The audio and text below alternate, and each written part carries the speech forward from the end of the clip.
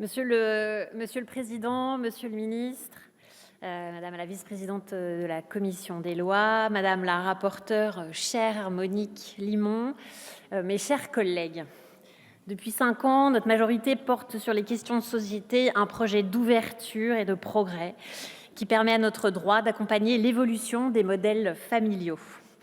C'est ce que nous avons fait avec l'ouverture de la procréation médicalement assistée à toutes les femmes. Une réforme que votre texte, Madame la rapporteure, permettra de parachever. Nous savons tous ici la qualité de votre travail et de votre engagement sans faille sur cette question. Et cela montre aussi, à mon sens, l'ampleur que peuvent avoir les textes d'initiative parlementaire.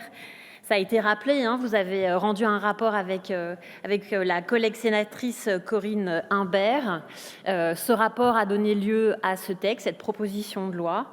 Alors, bien évidemment, il n'y a pas eu d'évaluation et d'avis du Conseil d'État, mais je pense que justement, on peut rentrer dans un cadre d'évaluation.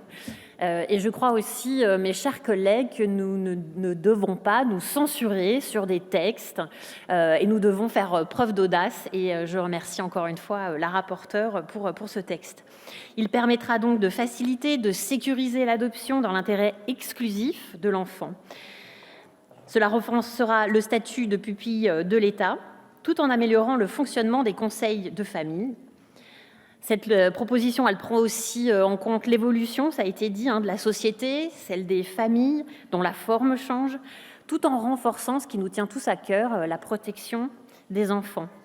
Elle vise à résoudre en particulier nombre de difficultés liées au régime de l'adoption, tel qu'il a été modifié par la loi du 14 mars 2016. En partant du constat que trop de mineurs protégés restent placés en établissement ou en famille d'accueil, sans malheureusement qu'aucune solution durable ne leur soit donnée, plus stable aussi. Avec un recul de quelques années, nous ne pouvons que partager les conclusions de Pascal Salvage-Gérest, professeur honoraire de l'Université de Grenoble, pour qui l'état de l'institution de l'adoption est devenu alarmant. Vous le savez, les chiffres de l'adoption manquent certes de précision, mais ils sont néanmoins explicites. 12 000 enfants en moyenne sont adoptés chaque année en France et en 2018, les juges ont statué sur près de 10 000 requêtes. En ce qui concerne les pupilles de l'État, environ 3 000 enfants bénéficient de ce statut. Parmi eux, à peine 1 000 sont confiés à une famille en vue de leur adoption, tandis que les 2 000 autres vivent dans des familles d'accueil, pour les 3/4 d'entre eux ou dans des établissements. La majorité des enfants qui ne sont pas confiés en vue de l'adoption sont des mineurs d'ailleurs ayant des besoins spécifiques. Bien entendu, nous regrettons que sur un sujet aussi important, aussi attendu que l'adoption, aucun accord n'ait pu être trouvé avec les sénateurs. Il n'en reste pas moins que pour notre groupe démocrate, ce texte s'inscrit pleinement dans le projet sociétal que nous partageons. Il permettra, ça a été rappelé, d'abord la reconnaissance rétroactive de la filiation tardive dans le cadre d'une PMA réalisée par un couple de femmes, lorsqu'il n'y a pas de reconnaissance conjointe pour la mère d'intention.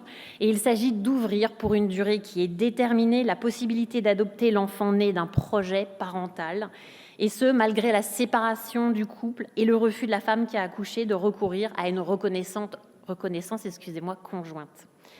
En cohérence avec la loi sur la bioéthique, notre groupe a soutenu le rétablissement de cette mesure qui vise à sécuriser la filiation de l'enfant. Nous avons également soutenu le rétablissement de la version de l'Assemblée sur plusieurs points, l'abaissement de l'âge minimum des futurs adoptants de 28 à 26 et dans le cadre de l'adoption par un couple, celui de la durée minimale de communauté de vie de 2 à 1 an, la suppression de l'écart minimal entre adoptants et adoptés, le consentement express des parents à l'admission de leur enfant dans le statut de pupille de l'État, le recueil nécessaire du consentement de l'enfant âgé de plus de 13 ans en cas de changement de prénom, les dérogations pour l'adoption plénière des enfants de plus de 15 ans.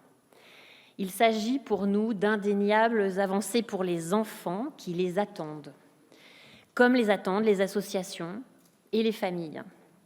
C'est pourquoi, 1 an après le début de la navette parlementaire, un long travail, et faute d'accord avec le Sénat, le groupe démocrate votera pour le texte que nous avions adopté il y a quelques semaines. Au nom de l'intérêt supérieur de l'enfant, qui a été la boussole de la rapporteure, bien évidemment, du ministre, mais de l'ensemble des membres présents ici, je n'en doute pas. Nous pensons qu'il est temps de légiférer.